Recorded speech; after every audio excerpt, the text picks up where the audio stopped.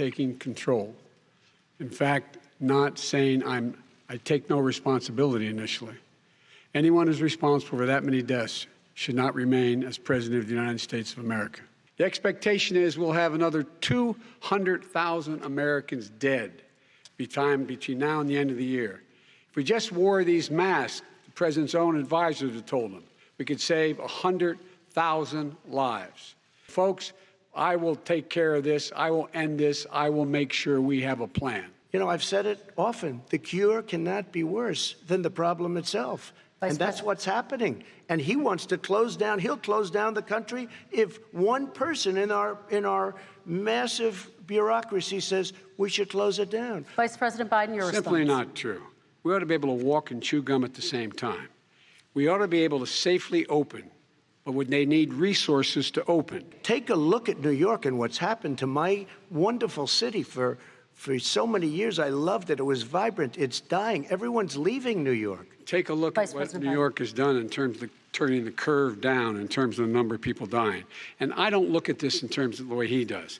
Blue states and red states. They're all the United States. You also said a vaccine will be coming within weeks. Yes. Is that a guarantee? No, it's not a guarantee, but it will be by the end of the year. But I think it has a good chance. There are two companies, I think, within a matter of weeks, and it will be distributed very quickly. Your own officials say it could take well into 2021 at the earliest for enough Americans to get vaccinated. And even then, they say the country will be wearing masks and distancing into 2022. Is your timeline realistic?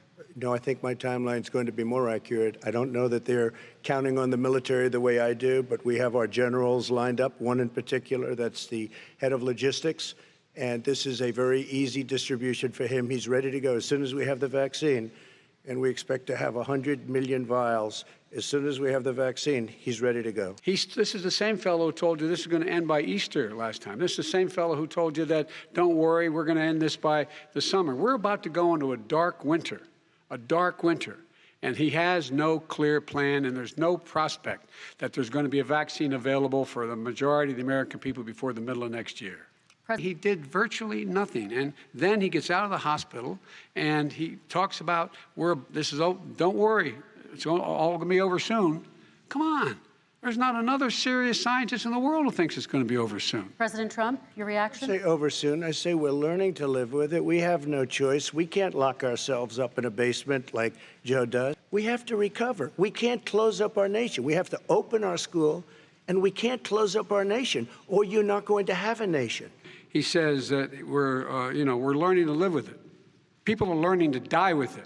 You folks home will have an empty chair at the kitchen table this morning.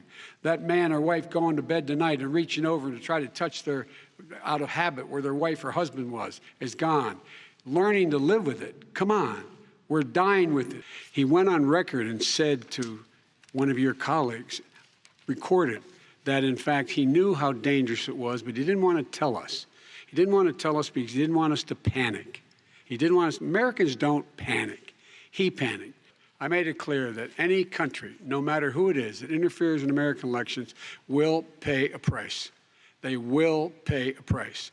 And it's been overwhelmingly clear this election, I won't even get into the last one, this election, that Russia has been involved, China has been involved to some degree, and now we learn that Iran is involved. They will pay a price if I'm elected. They're interfering with American sovereignty. North Korea is a problem, and we're going to continue to do it so we can control them. We're going to make sure we can control them and make sure they cannot hurt us.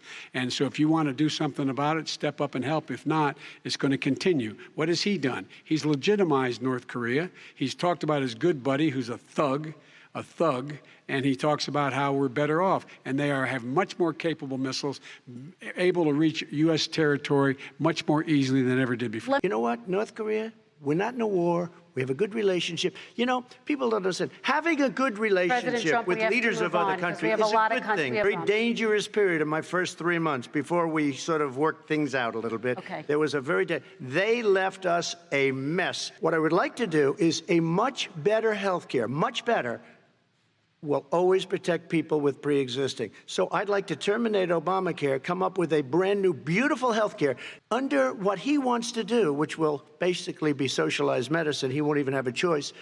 They want to terminate 180 million plans. It's ridiculous. It's like saying that, we're the idea that the fact that there's a public option that people can choose, that makes it a socialist plan. Look, the difference between the president, I think health care is not a